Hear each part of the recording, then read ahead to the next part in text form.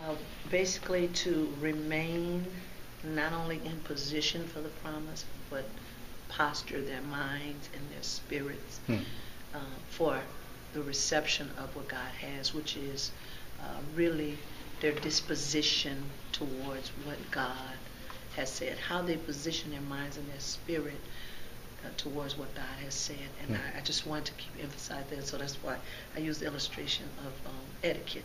And so they can think of it all the time and get my mind together, because when I've learned this through my years of walking with God, I can be in the right position, my hands up and all that, but in my mind, in my heart, in my spirit, the enemy is like fighting me to tell me that, it's not real, it's not going to happen. And also I want them to, so they'll be able to like come against that, come against everything that is unlike what he has said is so. And so that's really what I want to stay positioned and postured for what God has said. Right.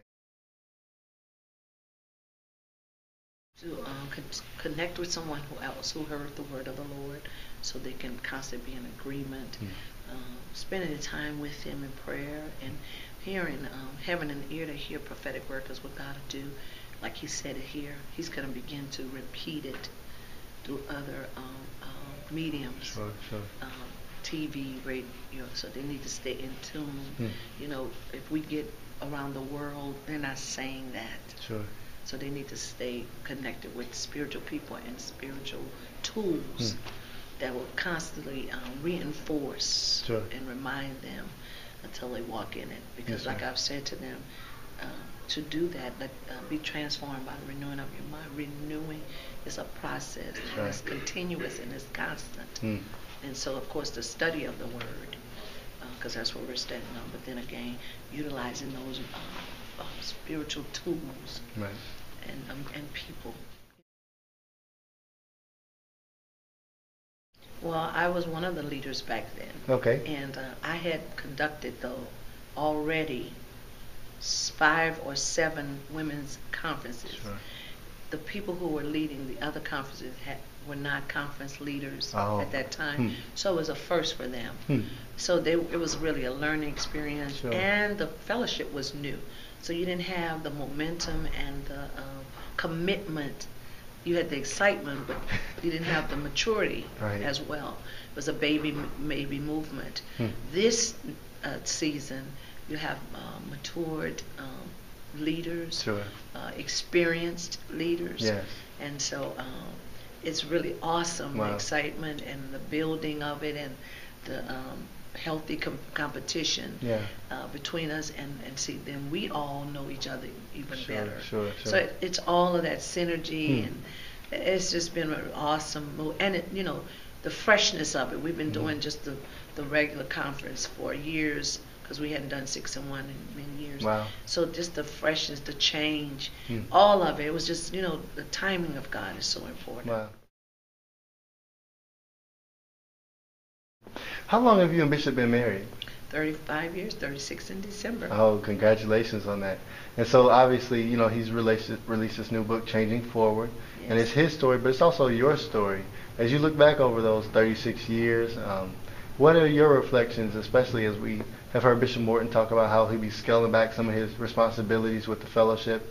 How are you dealing with all that? Well, I'm so very proud of him, and he is definitely an agent of change. And because God connected me with him and made us one, I see now, because I am, and I don't do astrology, but I'm born in June, I'm a Gemini. They say I'm always changing, whereas Bishop is pretty stable. So for him, he changes. When he changes, it's in God, because his normal nature is not to change. Like he likes leftovers. I don't. You know what I'm saying? So it's a God thing, and so we connected more in love and romance. We connected in God, and he helped me to grow. But I already had that change in me, so I was able to move with him. Whereas sometimes it's frustrating for persons who are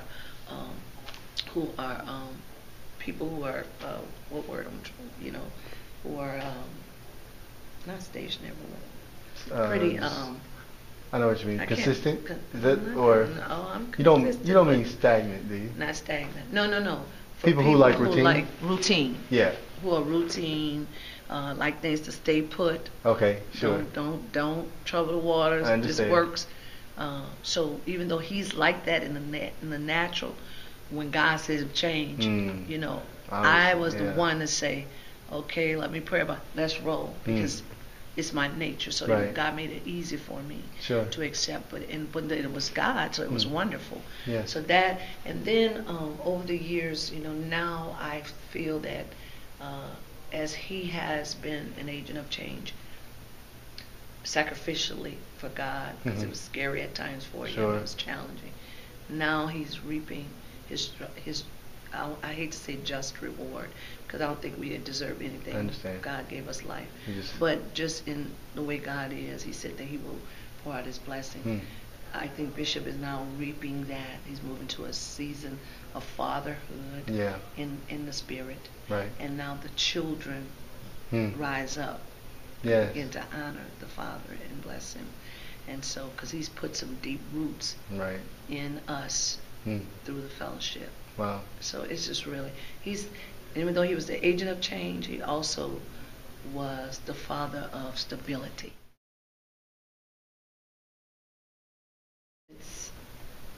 How was it initially? Scary and tearful. Because he told me the first night we had to separate for real, which was a special day, New Year's Eve.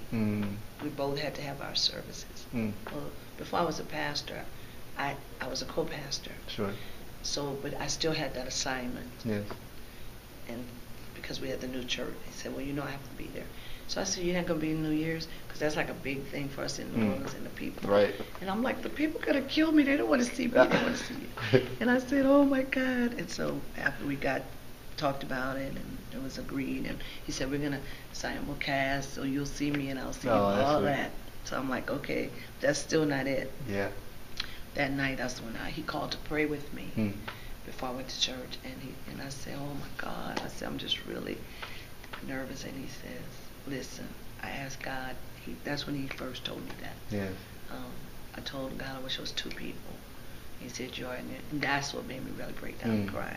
Wow. Because it was evident that my spirit, his spirit was in me, my spirit was in him. God had made us one. And I wrote a book about that, and the two shall become one. And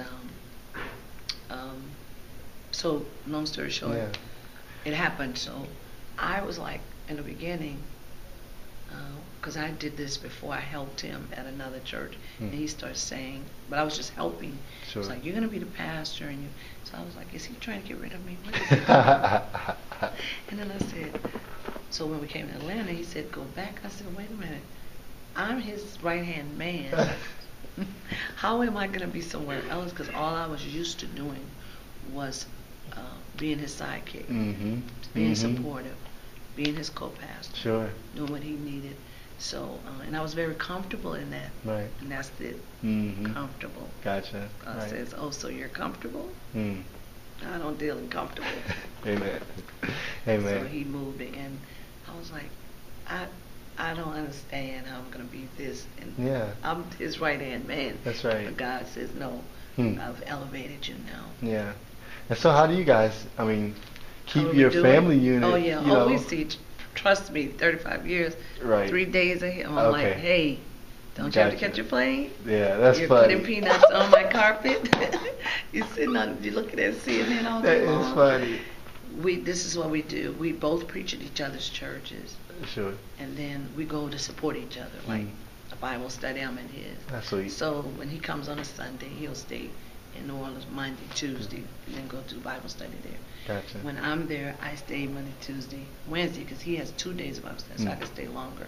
And I come back. By the time I come back, it's second Sunday. Yeah. So it's time for him to be back in New Orleans, me to be in Atlanta. Gotcha. So then he comes back home Sunday, Monday, Tuesday, we're back together. So we're not separate. Got a rhythm like 2 to days it, huh? of, It's not. That's good. Not like what people. And then, like you said, it is after 35 years. Yeah, we go to lunch, dinner, movies.